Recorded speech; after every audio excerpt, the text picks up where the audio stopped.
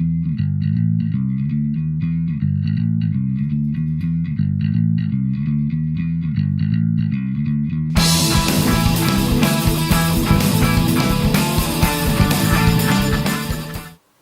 and welcome to hobby vlog number 47. It's been a busy week, very busy, and there's quite a lot to show you, but I've just got a couple of things to mention before we go over to the clips.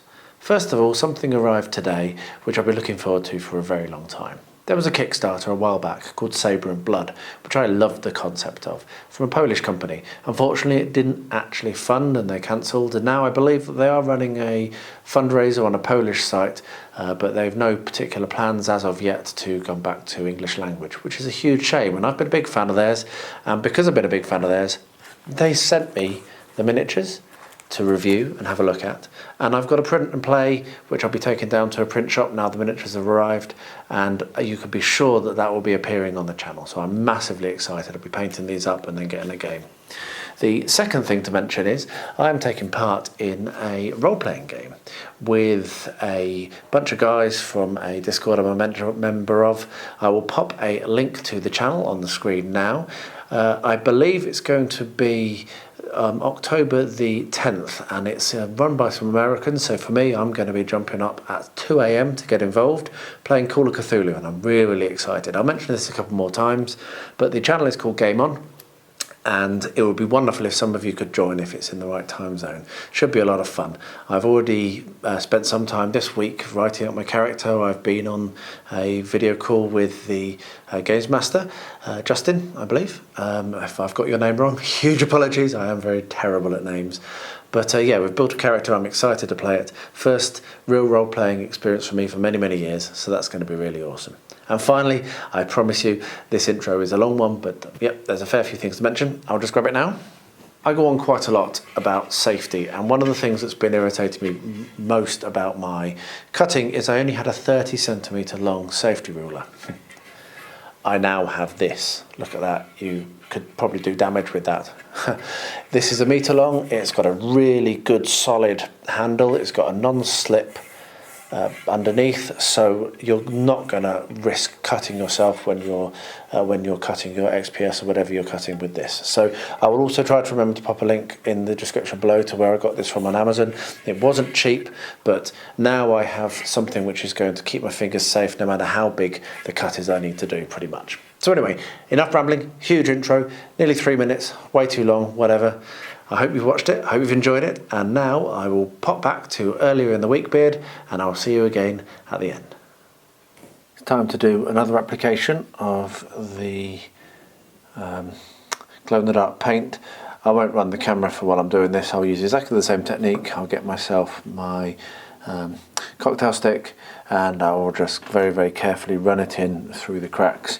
I'm probably going to do 3 or 4 applications, so I will just come back again when I've done that, and I'll tell you how many I end up doing, because this will just be a little bit repetitive if I say, oh, I'm about to do it again. So yeah, onwards and upwards. This is now starting to really roll towards completion.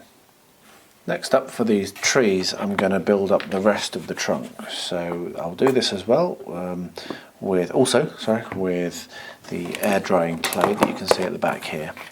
So what I've got is I've got a pot of water, I've got some PVA glue, and I've got some air drying clay. And we're going to use the same technique roughly. We're going to put the PVA on, but this time we're also going to be going in between the trunks. So this is going to give us a little bit more strength of how with these branches went into the wood. So I will start doing that and run the camera, and then when I get to an interesting point I'll explain a little bit more what I'm going to do, because it's more than just putting the air dry clay on. So let's just get that built up, and then I'll be back in a minute. I'll pop some music on for you.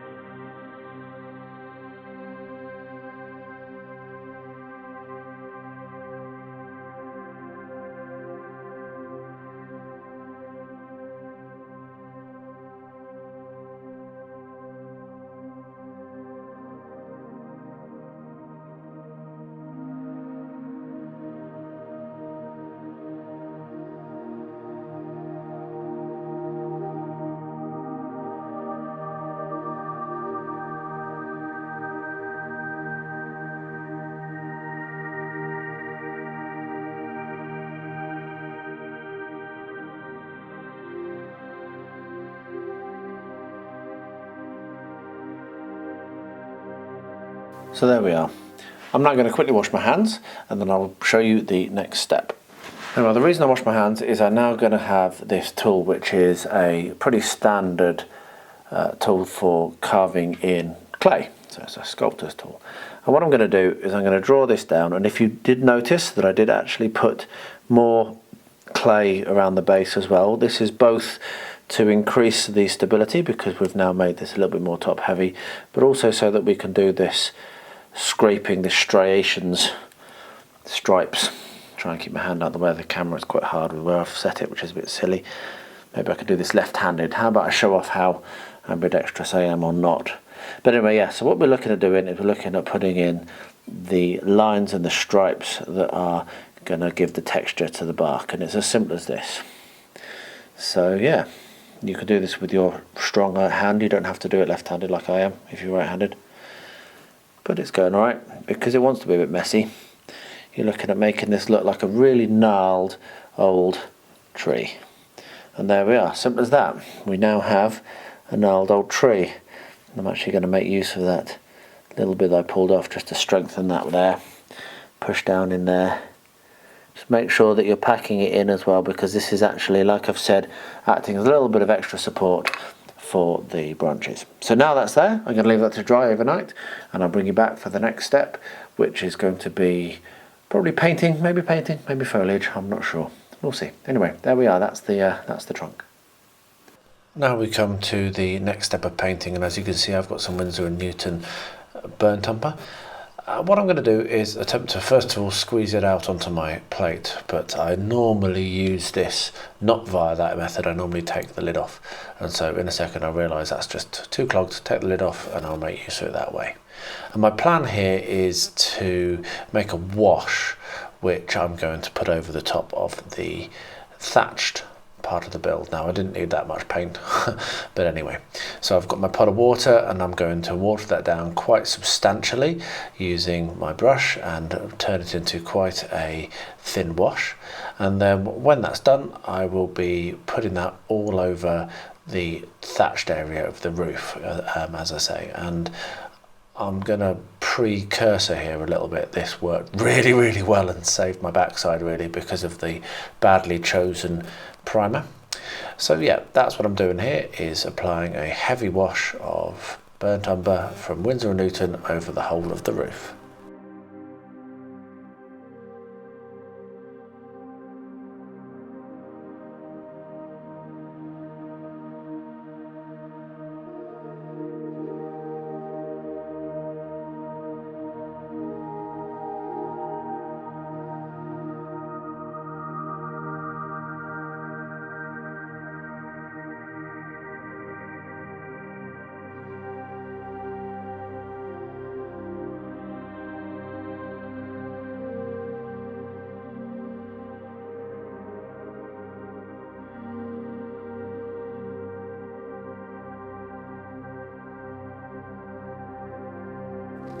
Next up, I'm going to make use of the same paint, and I'm going to do an even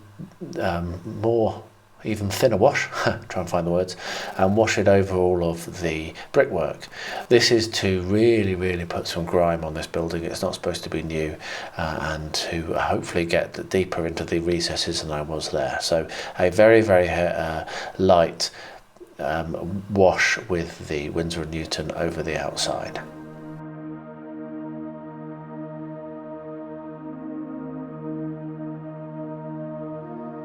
Now I've got so much left that what I'm going to do is I'm going to paint the inside with pretty much neat of the raw umber, burned umber. Can't remember which it is. I'll try and remember to put on the screen which one it is. This is to make it look like it's been maybe clad with mud or something, to just point the walls and keep some of the wind and drafts out. So yes, I'm just painting the inside with that. It doesn't work very well because I watered it down a bit much, but it does its job and it looks okay when it's dry. And this is the next day when I see just how amazingly that wash has worked. It really has. I mean, it looks a bit shiny on the camera, but in person it's beautiful. and also, well, yeah, the inside hasn't been done. I'll think about that on another video. Also, this looks really nice. That wash has worked very, very well. Like I said, the inside isn't all that great. There's some that washed off, but again, I'll sort that out in another video. That's just another coat of the same paint. So the plan now is to do some dry brushing to pick out some of the details. So first of all, I'm going to use my light grey, and I'm going to do a relatively heavy dry brush over the whole of the stone on the outside.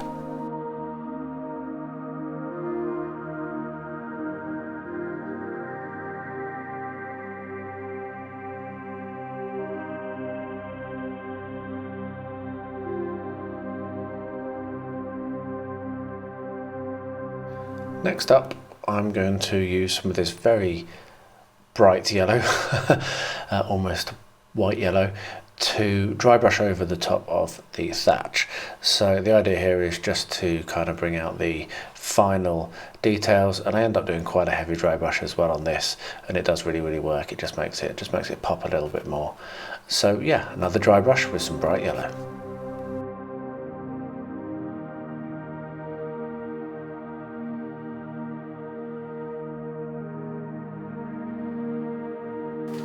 I'm back at the painting bench, which is really cool, and I've got a few things in front of me which I'm not sure what I'm going to paint totally tonight, and I'm not sure how much I'm going to run the camera for you. But first of all, I've got the tentacle, which I probably will film. This could be useful for other things as well as what I'm doing. This is for the Durin's doorway diorama, but you could maybe use it for a diorama where you are playing against the Watcher in the Water, which I know is a very good one, and I may end up painting up the rest and doing that.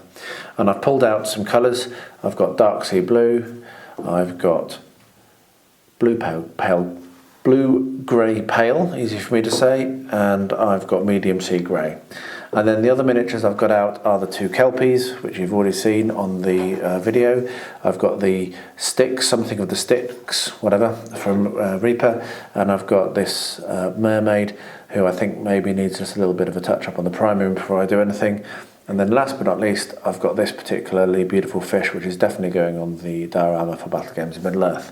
So I'm going to get myself set up, get myself prepared. I need to move the lights a little bit so I've got a little bit better access to my stuff, and then I'll bring you back for at least the painting of the tentacle, if not more.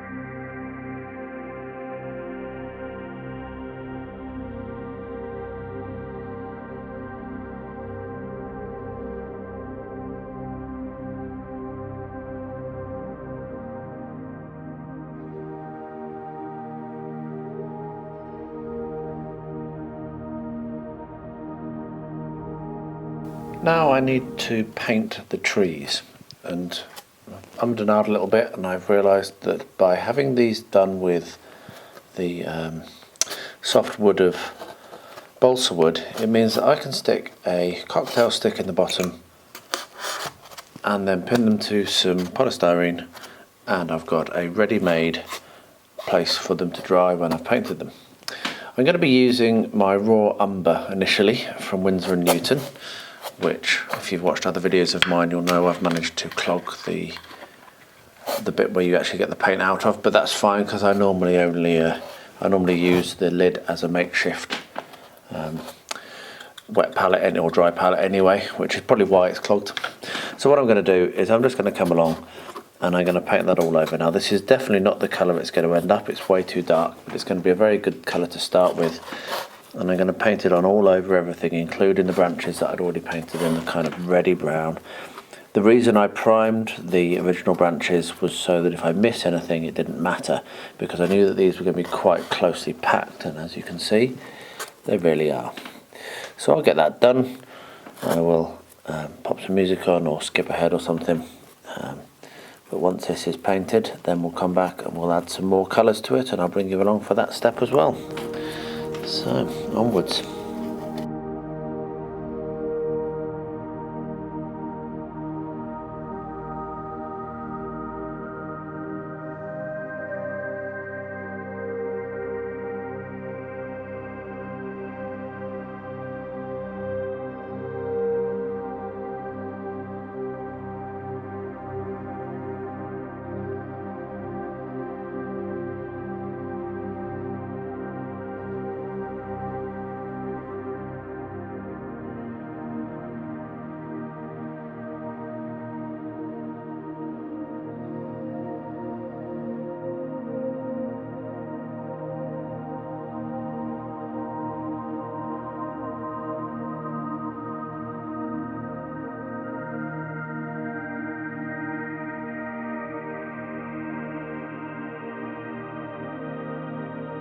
So there we are.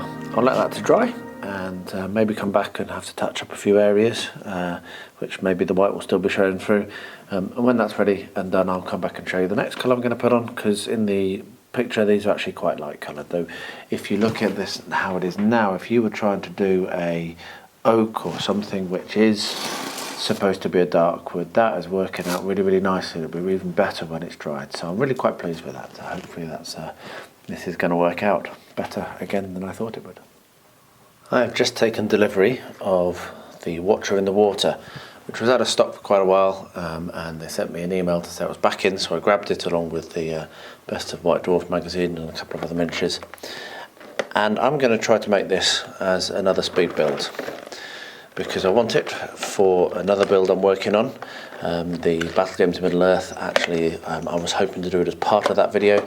I'm not going to do that because otherwise that video will just become too crazy, but I would like to finish this at the same time. Now, it may not happen. I have a lot on at the moment, so we'll see what happens, but at least I can give it a go and start it, and I can get it finished relatively quickly, I think. I hope. That might be famous last words. So I haven't yet opened this at all, so let's see what it comes as. I do know it's fine cast. So there we are. So it comes in the blister, as you'd expect. And yes, so it is fine cast. I've got it upside down. Let me turn it the right way. There we are. That's better. So we have a destruction manual. Wow. So the only other Games Workshop destruction manual I've ever used for a miniature was for, I think it was Radagast on Slay, which was also a fine cast and was actually one of the first miniatures they ever made. So you get a big base there, and let's have a look at these sprues. I've heard lots and lots of very bad things about the sprues, but then you hear lots and lots of very bad things about fine cast all the time, don't you? So let's have a look at this. We've got a piece there that looks like a base with a dead dwarf, sorry, dead dwarf and Mariah dwarf. Nice. We've got the body. A fair bit of cleaning up going to be needed, which is probably the first thing I'll do, just tidy it all up. And there's the carapace, and then we have their tentacles, which are awesome. So we've got a sprue there, and a sprue there, and a sprue there, and another one. We've got loads of tentacles. Goodness me, it's all tentacles, isn't it? Look at that. And there's another base. Didn't expect to have two bases, but that's fine. Looks like there's, yeah, okay, yeah. So you can put them together. They nudge together, looking at the instructions, and then finally we've got more legs and tentacles and what have you. So these are legs from the looks of it, and these are tentacles. That is a leg and a tentacle together. Leg and a tentacle together. Okay, that's cool. So it's quite a nice little kit. It's quite big for Games Workshop, for what I have from them. So what I'll do first thing is I'm going to get ready to start cleaning this up, and I'm going to also have a think about what sub-assemblies I'm going to put together, because one thing is that you don't want it to be too difficult to paint. So I'm going to look at the pictures and I'll work out how I'm going to assemble it. As I say, this will be a speed build, so this is probably, I'll probably do voiceovers for the rest of this and just do clips to show how I've done it. But yeah, I hope that you enjoy this, and thanks for joining me. Let's get started. So what I've got here is my Citadel knife, and I've also got some nice Zuron side snips, and I'm going to very carefully snip out, and here I have what part of the base from the model, and I'm going to snip it out of the sprue. And then once I've snipped it from the sprue very carefully, one of the things I like about fine cast is just how easily it cuts and how easy it is to remove, but you do need to get in at the correct angles to make sure you're not snipping off the wrong thing. I wish I listened to that advice, because there is actually one point where I do. And then once I've snipped it, I'll come in with the sharp knife and very, very carefully, very gently trim off any burrs or leftover bits of sprue that have been attached to that part of the model. This is where fine cast really shines, because this is a really easy process. Even plastic isn't as simple as this, and certainly if you're trying to do this with metal, I would not have my thumb where it is right now. The good thing with fine cast is that you're able to put a gentle pressure on, and it doesn't jerk through, it doesn't go suddenly, it just kind of like moves through smooth like butter. So I'm going to get stuck into tidying up these pieces, and I'll be back with you in a bit.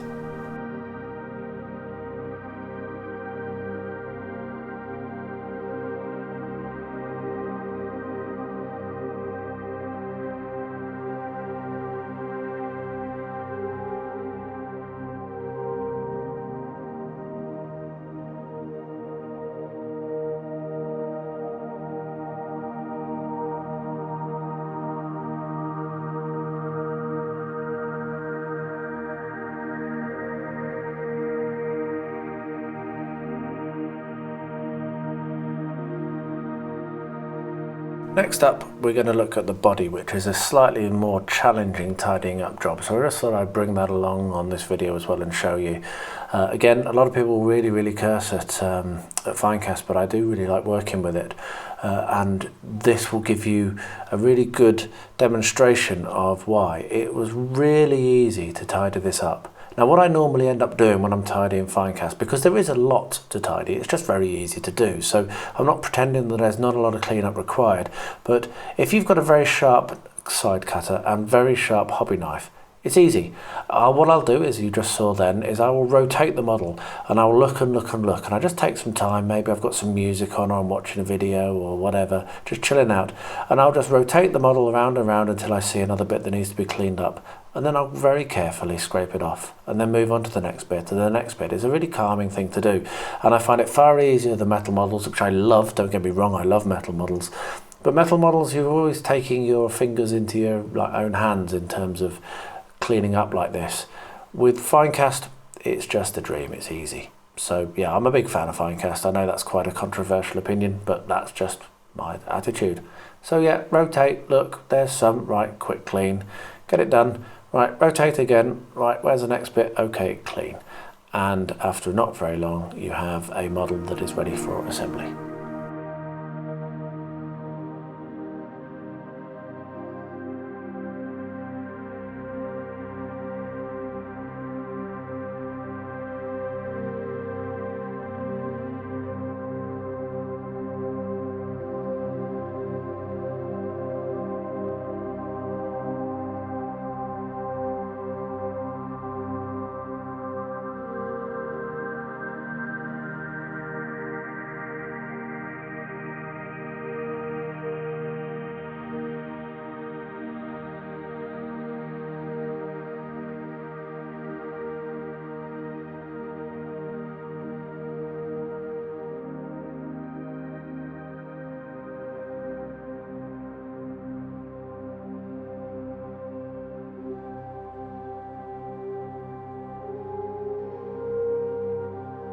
Next up we have the legs and the tentacles. Now these are quite fine, but it's the same principle. You're coming in with your side cutters, you're carefully separating them from the sprue, and then once you've done that, you're going to be able to clean them up quite easily without much pain. Now you do need to be a little bit careful.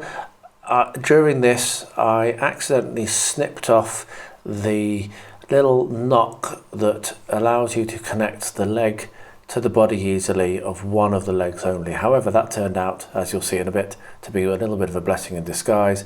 So yeah, just be cautious, check before you cut, check before you trim, pay attention. But again, it doesn't take very long, and they're relatively easy to tidy up. So as you see, I've been able to separate that out, and then I come in once again with the Citadel, which I really like actually. I'm a big fan of this tool as well. I've got other knives, but this one is my go-to for anything which requires close work. There's just something nice about the metal and the way that it feels in the hand.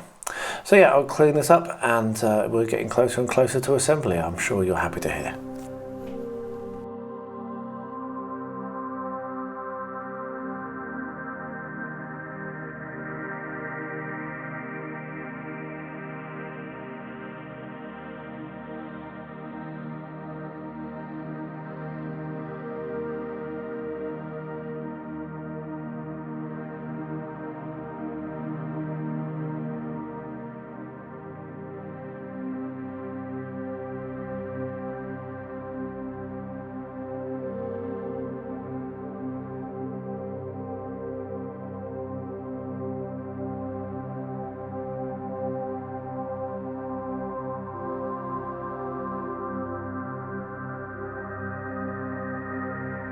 Next step is really important when you're working with resin models, and actually probably plastic and metal. You should do this process.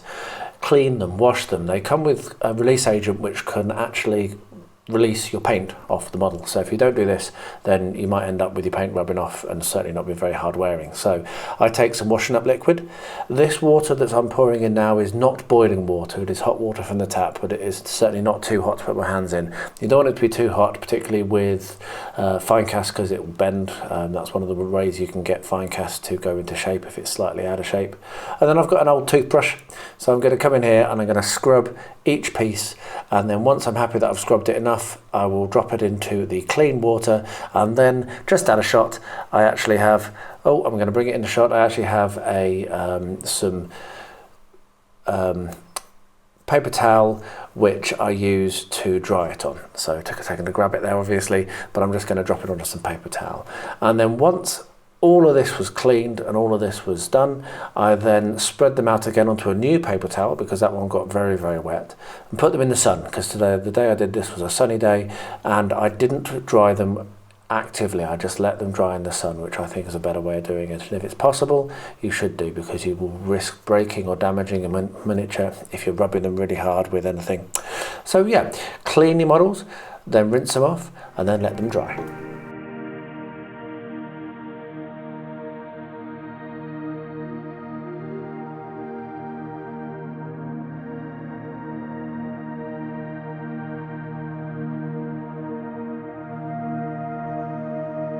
And now the moment you've been waiting for, we're actually going to start gluing things together. So the base has a little knock there, a little notch to enable the two pieces to stick together. And actually I make quite a big mistake here, because I put way too much super glue on, which then means I end up sticking my hand to it, and it's a bit of a pain.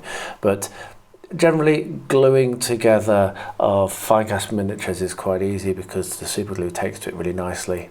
So what I'm doing is just offering up, making sure that I have what I need and everything fits together without too much pain. There's going to be some gaps to fill, but a little bit of green stuff or maybe some putty, and that will be done very, very quickly. I'm not particularly worried about that. It's actually quite a good fit, far better than I was expecting from the rumours and the negativity that I'd received previously from people who've had this model. So maybe I've just been lucky again, but I've never had the bad experiences that some people have had. So I'm just obviously I'm just a lucky person all the time. So once I've offered it all up, I will get my paint and my glue, and I will squeeze a very small amount. Don't look at how much goes on. That's way too much. Stop. Oh dear, it all went wrong.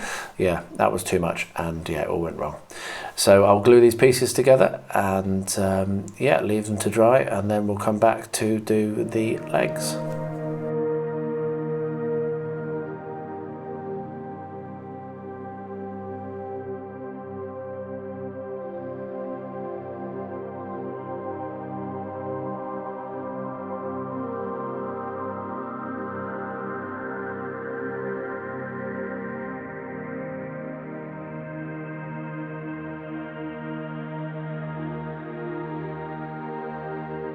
So yeah, now is time for gluing the legs on. Now these are numbered, so there are numbers on on the actual bottom of the body, and then there are numbers on each of the legs. So it's quite a simple process. You want to put a little bit of super glue on, and this time I manage it to put a little bit of super glue on, press it in place. It'll stick quite quickly. What I did was I did half at one side and then left it, and then I did the other half off camera, because yeah, so but don't be as clumsy as that and knock it off straight away. It does actually stick on quite nicely if you put glue in the right places.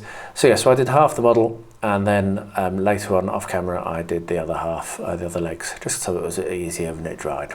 So yeah, nice and easy process this. It's been a little while since I got back to this, but it's not far off completed, so I'm going to just try and push through it. So you can see that it's already looking really nice, the bark. What I've got is I've got this mustardy type colour, which I'm just going to come in and just very, very lightly, I'm going to draw that down and across, just to bring out some more highlights and add a little bit more colour to it. Now I don't need to do too much, because the diorama is actually quite monochrome. So putting too much on would actually break it a little bit and make it less good. However, just what I'm doing now is going to be enough, just a very light dry brush, potentially up into the branches as well. Next thing will be to put some leaves on it, and then I'll be putting it actually in place and then working on the branches. So there's that. Let's next up, let's do some leaves. So I've just been looking at the picture that I'm building from, the concept art, and actually I've realised that they shouldn't have any foliage. So what I'm going to be doing now is I'm going to be putting my trees in place so that they can dry, they can be glued in place, and then I can build up the root structure. So how I'm doing that is I've got the same peg as I always had, so the cocktail stick which I used to just hold it in place while I was painting it. What I'm going to do is I'm going to use the bradawl to put a little bit of a hole through, just like this. There we are. Then we'll pop some PVA on that hole,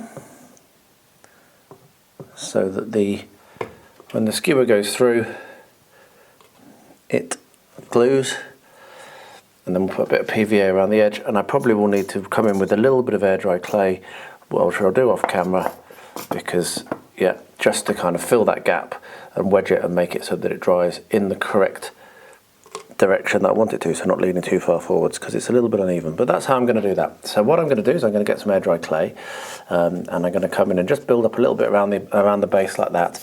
Then and then I'll do the other side as well. I'll do the same thing on that one, and then I'll bring you back when that's done, so we can do the root systems. So here I am, just using some red clay because it's what I had to hand quickly. It's all going to be covered over with the white clay so that it all dries and looks the same when it's painted. But just wedging it in underneath, as you can see, just to give it that little bit more security. And I'll also come in with some PVA just around the bases. I need to refill this bottle just so that it's got some adherence, because I never tire of saying, don't forget, clay does not have any stickiness. So if you don't put glue in, it will dry and then it will come apart. So don't forget to put glue in. So yes, I'm just going to do that around this one and then around that one. Look, still got some glue in there already, but just put a little bit more. And then we'll pull that up. And then when this is all dry, which probably won't be until either later today or sometime tomorrow, then I can come in and start to do the roots. And also think about how I'm going to do the, well, I know how I'm going to do it, but start to do the water, and then we're really close to finish, which is very, very exciting. This is looking lovely. I'm really, really pleased with how this is. So there we are. Trees have been planted. Let's let that dry, and I'll bring you back in for the next step when I get to it. So I'm back at this, and now what I'm going to do is work on the root systems. So the root systems are going to come in, and I've been looking at the drawing that I'm working from, the concept art, which might flash up on screen now if I remember to. But basically it's quite a solid lump. It comes out away from the trunk and then is very, very twisted as it goes down and into the water. So I think I might be doing this a slightly different way. I was considering doing this by rolling like sausages and doing actual roots. What I'm actually going to do, I think, is get my air dry clay. I've got some PVA glue here, and I've got a plate, so and my brush, so I can keep my hands from getting too dirty. And I will put the air dry clay just as a big lump coming down towards the water, and then I'll make use of these or maybe any other sculpting tools as I find I need them, just to kind of build up the shape that I see on the drawing. So I think that's what I'm going to do. So I'm going to pop some music on and just record this. It might take me some time, so I might skip some of it. But I'll just let you watch and see how it goes, and I'll do first this side, and then I'll turn the board round and I'll do that side, because it's a bit easier for me to reach with this side on. I'm actually filming from a slightly different angle here. So hopefully this will work well, and hopefully you'll enjoy watching it, and I will speak to you again when I've done at least one tree and the roots for it.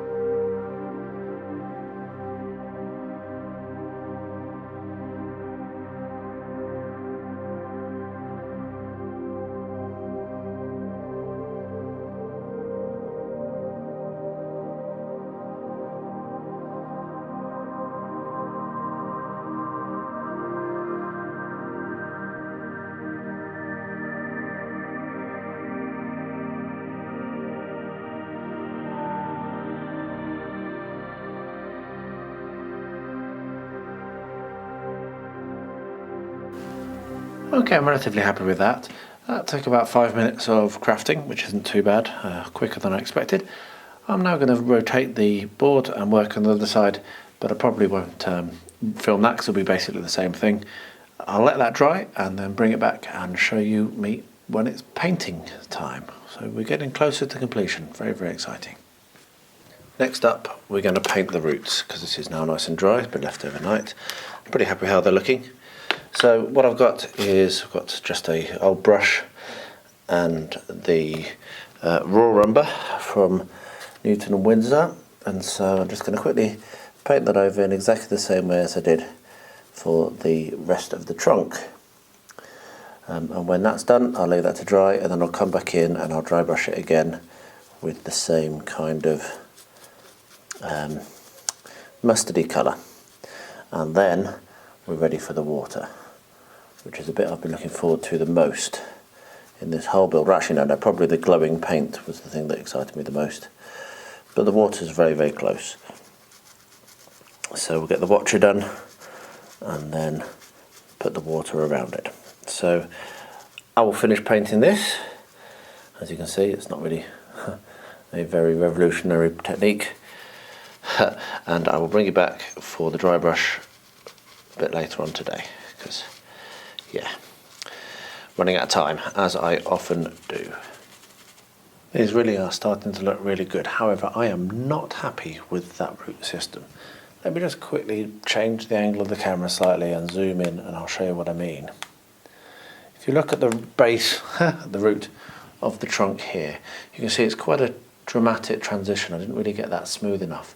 But also, there just aren't any roots. I mean, it looks okay, but I think that I need to, on top of that, do some sausages of air dry clay, which can then be actually twisting and rotating and curling over the top of the actual underneath, which looks like just a deeper root system. So what I'm going to do is just off camera, so I'll come into shot. So I'm going to make myself some sausages. So let's get that done.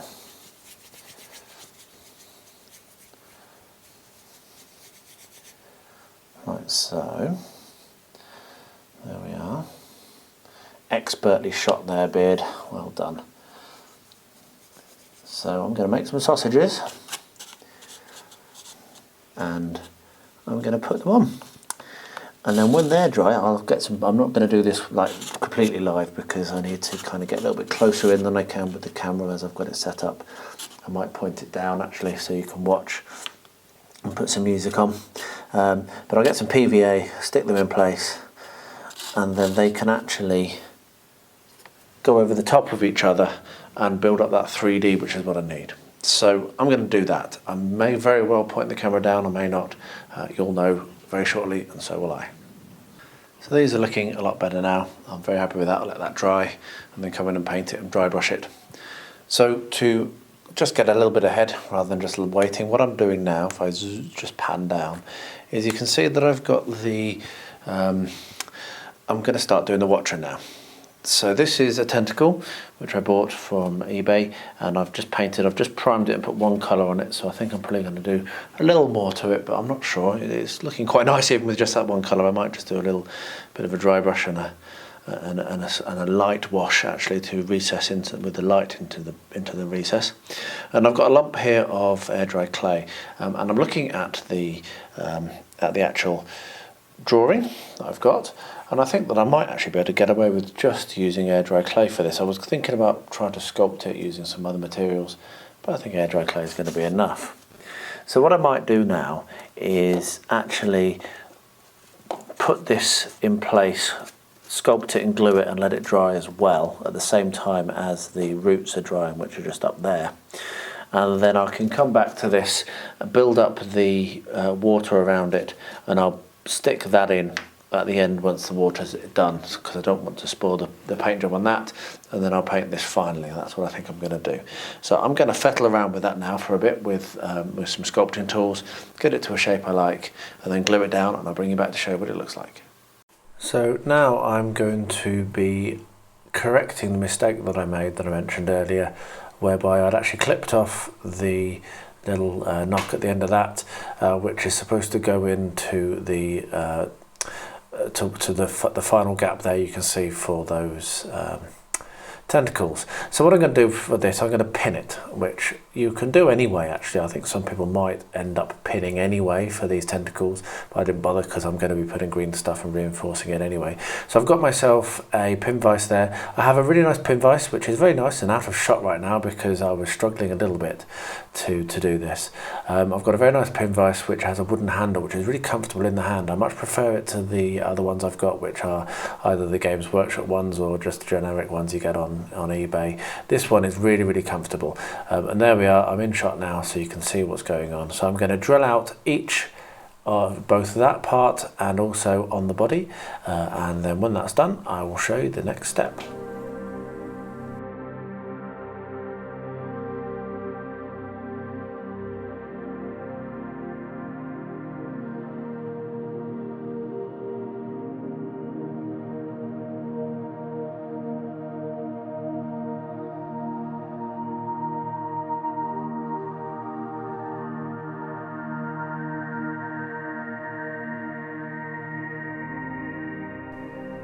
Next I get my dressmaker's needle and I get tweezers and wire cutters, and I snip off a very small amount. As you can see, I actually don't have anything to catch the end of the needle, but trust me, it actually bounced off something and landed right next to me, thankfully. But probably be more careful than I am, because it, pyong, there it goes.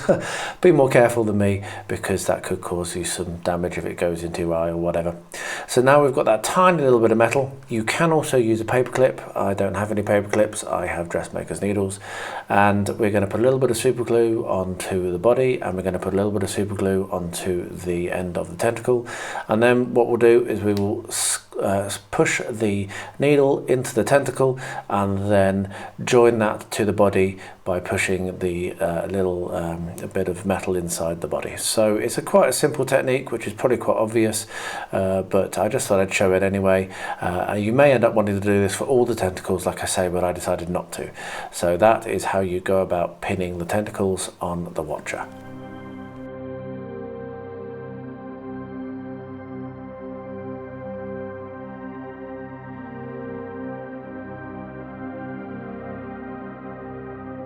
Right, now we need to paint these fish. And so I've not got a really great idea of what fish look like. I'm not a fisherman. However, I do know they're a bit silver. So what I'm going to be doing is simply that at the first stage. I'm going to be putting a thin or solid silver over every single fish. So we'll get some silver. I'm actually using model colour silver 70977, if I can get that there we are. And I'm going to be watering my brush and thinning it just with water on my wet palette, as you can see, and then we'll just come in and we'll cover over the entire fish. And my idea is I'm going to do this for all of them, because every fish I know of is silver and it's my model, so I'm going to do it like that. And then when I've done that, and once this is dry, I will come along and I will then put some different colours on, potentially some non-silvers, maybe some washes of some reds and purples and what have you, just to make them look a little bit more different, a little bit different. So they're going to be quite basic, but these will, I want them to be silvered really, so that they also stand out quite nicely on the diorama, because they're going to be in the resin. So I'm going to get that done, which hopefully won't take all that long. As you can see, that's one done already. And when it's all done, and when I come to the next stage, I will bring you along again. But there's no point in you sitting and watching me do this. It will be very boring. So I'll turn the camera off now, and I'll bring you back for the next stage of painting these little fishes. I have had the good fortune to join the Paint All the Minis Discord server, which is brilliant, and thanks Dan for the invite. And as part of that, and joining their Patreon, which is very good value for money at £5 a month, I am entering into their monthly painting competition. Now it seems like I pretty much only get stuff done when I'm in a competition or some kind of challenge or whatever, other than the Battle Games Middle-earth stuff. So this seems like a really good thing to get stuck into, and the subject this time round is old or bust. I believe that's the correct, anyway, that's what it means. So either the oldest miniature in your collection or a bust. And as I never do things by halves, I'm going to do both. So let me show you. First of all, old. These two particularly beautiful marsh trolls, I think they are. I have no idea where they come from, what game they're supposed to be. Are some of the earliest miniatures I ever picked up when I first started buying things randomly off eBay, not knowing what the hell I was doing, and they were on eBay as Middle-earth models, and they're really not. I think they might be Age of Sigmar, but I really don't know. Someone might tell me, if you can, that'd be brilliant. And they have been primed, and they've been sat on my bench right here, on my painting bench for ages, and so this is a really good opportunity for me to get some paint on them. Now I don't know if I'm going to manage to do both, it would be nice, but at the very least I'm going to finish one, and I believe it's the middle of October I've got until, so I've got a couple of weeks. Secondly, bust. This here is a beautiful sculpt. Here's the box, it's number, don't know, I'll have to check, but it's a numbered sculpt of Sam. And as you can see, it's got some very, very bad flesh on it. Now, I started painting this in the UK last year, year before last. Can't remember exactly when, probably coming on for 2 years ago now. And I did such a bad job on the skin that I put it back in the box and haven't touched it since. And this is a really good opportunity again for me to pick this out and get some paint on him, because I'd love to have him done. And I've got Gandalf and also Elrond in from the same series. I stopped buying them then, unfortunately. I wish I hadn't now, but I ran a bit out of money and couldn't afford to spend so much money on things, so it didn't buy the follow-up sculpts, including Lurtz, I think, and maybe there's a couple more as well since Aragorn even, I think. I haven't got, but I've got these three, so they're things that I'd like to paint. So I'm going to paint up Sam the cook and get him done, and hopefully get him done for this challenge. So this is my entry, and let's see how well I do. There really is no time like the present, so what I'm going to do is I'm going to start on Sam now. I don't have very much time left. Rosie is just about to wake up from a nap, and I need to go and go and get her out of bed and what have you. So sorry about that. That was me taking the cover off the wet palette. So what I'm going to do is I'm just going to put my first base coat on. Now I've worked out a little bit what colours I like to use to make quite a good flesh tone. Since this, the reason I learned it and taught myself and really researched it is because this upset me so much, I did it so badly. And I start off with Vallejo's Black Red, which seems like a very, very brave choice, but it really does work. So I will just get this done, and then I'll have to stop for now and come back.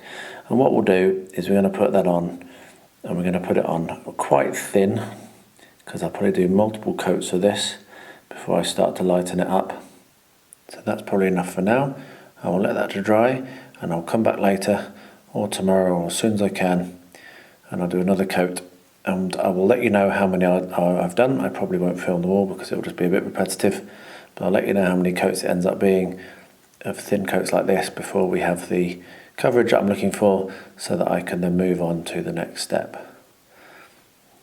But yeah, struggling a little bit, as you can see, to get it to do what I want it to do. May have overwatered this down a little bit. There we are, that's looking a bit better. Patience, dear boy. Patience.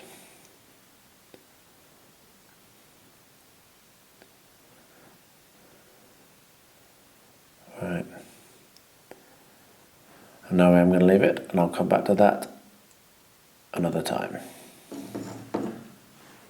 So I've done a second coat, and I think that's now looking pretty good. So I'll let that dry, maybe do a third one, but for now I think that's looking okay.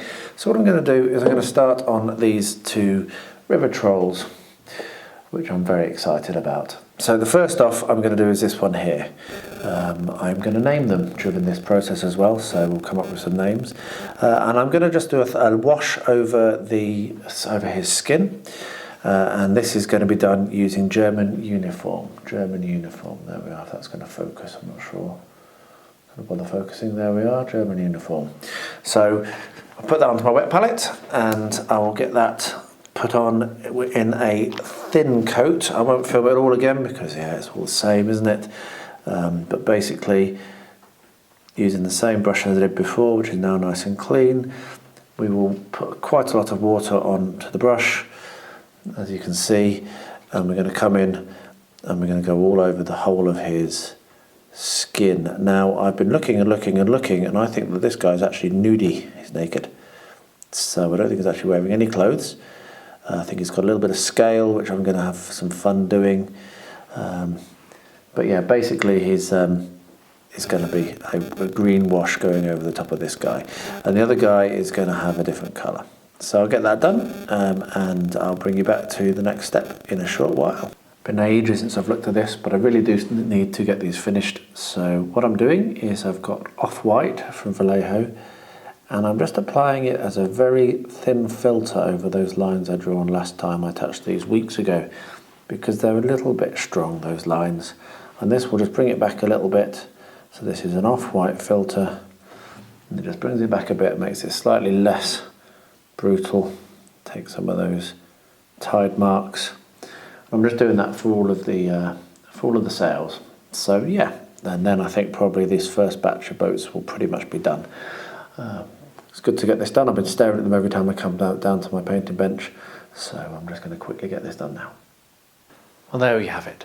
Yet another lesson learned from me, which is don't forget to take your phone out of your pocket when you've got your wireless microphone on, because you get sound coming from the phone when it tries to connect to the network. And I won't make that mistake again, because that was really annoying to get that on that footage. But never mind, you do live and learn, and I'm learning in lots of different ways. I hope you've enjoyed that video. Comments below as always if you've managed to get this far. Thank you very much for watching, it's hugely appreciated. And yeah, don't forget to subscribe, don't forget to ding the bell and select all, so YouTube tells you whenever future videos goes live. Thank you to all my subscribers and everyone that watches my videos. You really do inspire me to keep going and to keep producing this stuff, and it's amazing for me that I'm now heading up towards 850, and who knows where it'll end. Anyway, there we are. So I'll close off by saying, please stay safe, stay well, and stay healthy.